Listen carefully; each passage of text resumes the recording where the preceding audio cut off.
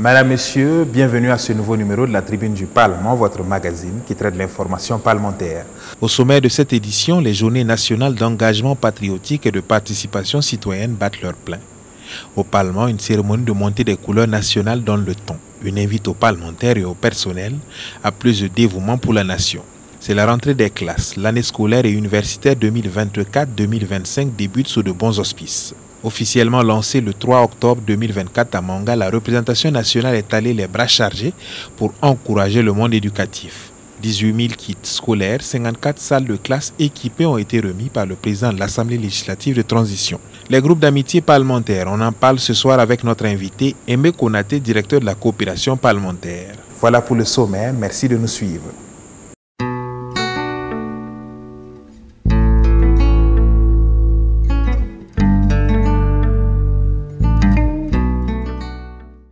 On débute cette émission avec la deuxième édition des Journées nationales d'engagement patriotique et de participation citoyenne. L'institution parlementaire a débuté les dites journées par une cérémonie symbolique de montée des couleurs nationales présidée par le chef du Parlement, le Dr Ousmane Bougouma. Députés, personnel administratif et personnel de sécurité présents pour l'occasion ont entonné à l'unisson l'hymne de la victoire, le Ditanien. Une cérémonie poursuivie par la lecture du message du chef de l'État, le capitaine Ibrahim Traoré, à l'ensemble des Burkinabés. Dans ce message, le chef de l'État a d'abord rappelé l'histoire du 2 octobre, date anniversaire du discours d'orientation politique, discours par lequel feu le capitaine Thomas Sankara a décliné devant les masses populaires sa vision d'une nation libre et prospère. Il a par la suite invité chaque Burkinabé, de l'intérieur comme de l'extérieur, à exprimer véritablement son appartenance à la mère patrie par des actions concrètes. Il a également eu une pensée envers les victimes et blessés du terrorisme et renouvelé sa reconnaissance à toutes les forces combattantes déployées sur le terrain du combat pour la reconquête de la dignité et de la souveraineté de notre cher Faso. On fait une halte dans la cité de l'Épervier, à l'école communale de Manga, où s'est tenu le 3 octobre dernier le lancement officiel de la rentrée scolaire et universitaire 2024-2025. Cérémonie présidée par le président de l'Assemblée législative de transition, le Dr Ousmane Bougouma. Une rentrée académique placée sous le signe de l'amélioration de la qualité de l'éducation dans un contexte sécuritaire difficile. Le point avec Anatole Nakoulma et Karim Sissé. Le président de l'Assemblée législative de transition, Karim Danjou. Et là, nous sommes à Manga, à l'occasion du lancement officiel de la rentrée scolaire et universitaire 2024-2025. Une rentrée qui s'effectue cette année sous le thème « Quelle réponse aux défis de l'école burkinabé pour une éducation et une formation professionnelle et technique de qualité dans le contexte sécuritaire ?» Un thème interpellateur qui invite les acteurs à réfléchir sur les enjeux actuels de l'éducation et à proposer des solutions idoines à même de relever les défis de l'heure. Ce thème nous rappelle deux choses essentiellement. C'est d'abord l'importance de l'éducation. Sans éducation, on ne peut pas parler de souveraineté. Sans éducation, il n'y a pas de développement. Sans éducation, il n'y a pas d'avenir. C'est le lieu pour nous de saluer la clairvoyance de son Excellence le capitaine Ibrahim Traoré à travers les efforts qu'il fournit pour un système éducatif de qualité.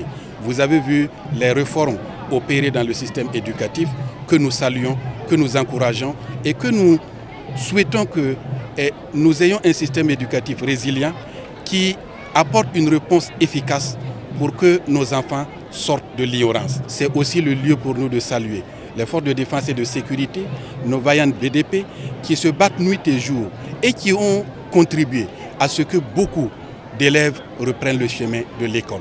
Aujourd'hui plus que jamais, chaque Burkinabé doit impérativement apporter son soutien pour que le défi de l'éducation soit relevé dans un contexte sécuritaire difficile. Et à cette cérémonie, l'Assemblée législative de transition fait parler son cœur en accompagnant le système éducatif burkinabé. L'Assemblée législative de transition apporte sa modeste contribution avec 18 000 kits scolaires constitués de fournitures scolaires pour les élèves du CP1 au CM2.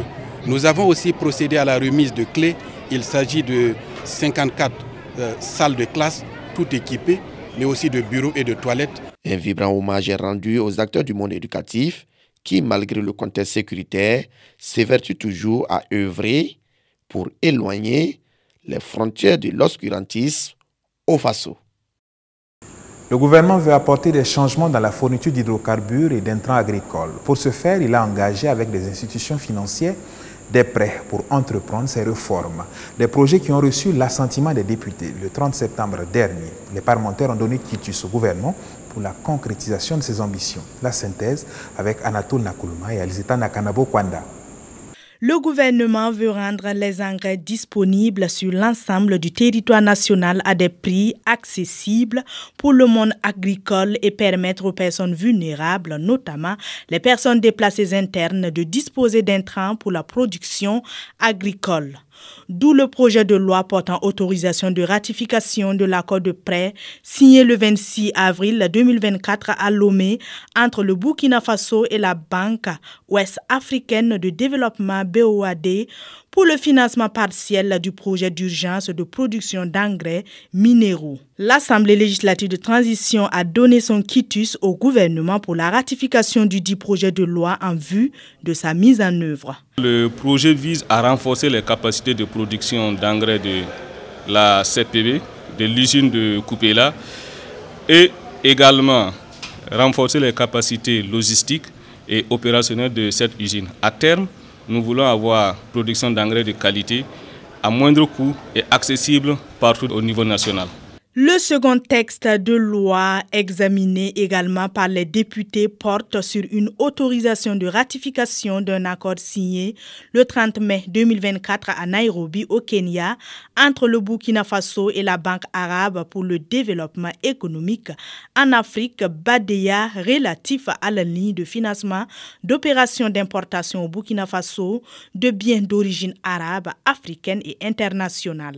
La ratification de cet accord de financement vise à doter la SONABI de ressources financières suffisantes pour soutenir ses activités. La SONABI, c'est aussi la société qui a le monopole en termes d'importation d'hydrocarbures. Cette société est confrontée souvent à des tensions de trésorerie qui limitent un peu sa capacité opérationnelle. Donc l'Assemblée, en adoptant cet avant-projet de loi, vient doter la SONABI des ressources assez substantielles pour l'accompagner dans la mise en œuvre de sa mission. Le gouvernement a été interpellé par les différents intervenants quant à la bonne mise en œuvre de ces deux projets de loi pour un meilleur fonctionnement du secteur de l'agriculture et de l'énergie.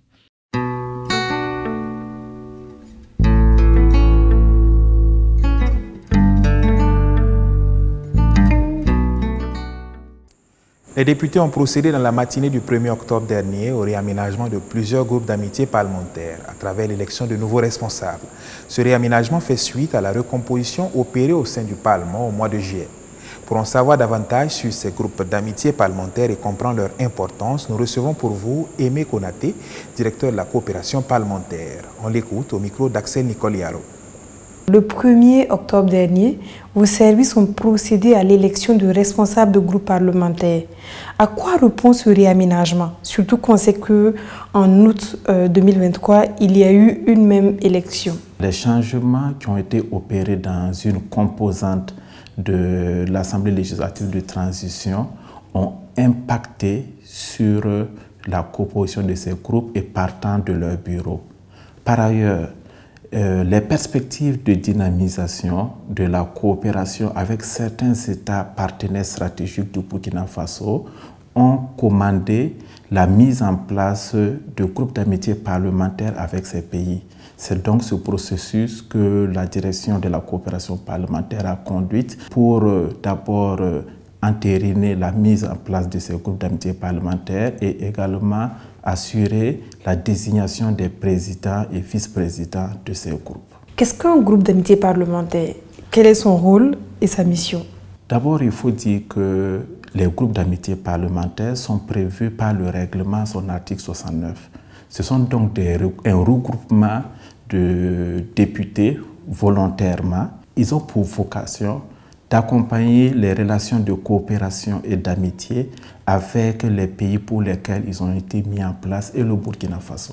En quoi ces groupes d'amitié parlementaires peuvent contribuer au rayonnement de la diplomatie parlementaire? Les groupes d'amitié parlementaires peuvent intervenir à travers des initiatives pour d'abord lors de leurs activités traditionnelles, mais également lors des visites et des voyages à l'étranger, et encore lorsque nous accueillons des délégations étrangères. Ils profitent de ces occasions pour dire les potentialités que le Burkina a, mais aussi donner la bonne information, parce que vous savez, il y a également beaucoup de désinformation sur la réalité du pays. Alors, les responsables sont connus. Quelles sont les perspectives envisagées? Il s'agira pour la direction de produire les projets de décision qui seront sûrement entérinés, signés par le président. Lorsque ces décisions seront entérinées, lorsque le président va signer ces décisions, elles seront transmises aux pays amis. Et par la suite, les députés membres de ces groupes d'amitié pourront rentrer en contact avec le groupe d'amitié du pays pour lequel ils ont été mis, et ainsi ils pourront entreprendre et commencer les activités. Merci d'avoir répondu à nos questions. Encore merci pour l'occasion que vous m'avez donnée de dire davantage sur le groupe d'amitié parlementaire.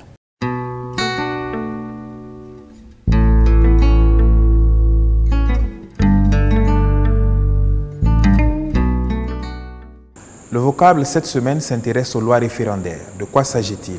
Élément de réponse avec le chef de service des relations publiques de l'Assemblée législative de transition, Honora Bationo.